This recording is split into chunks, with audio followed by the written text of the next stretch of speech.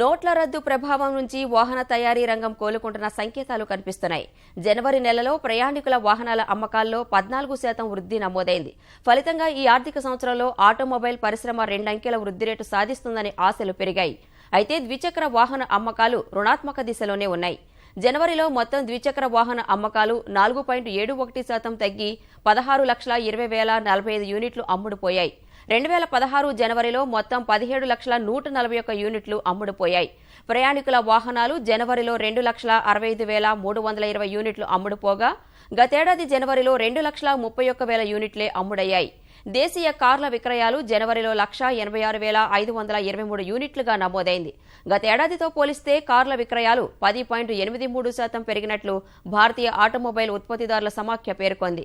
జనవరిలో మారుతి సుజుకి కార్ల విక్రయాలు 17.68% పెరగ్గా హుండై 8.12% వృద్ధి నమోదు చేసింది.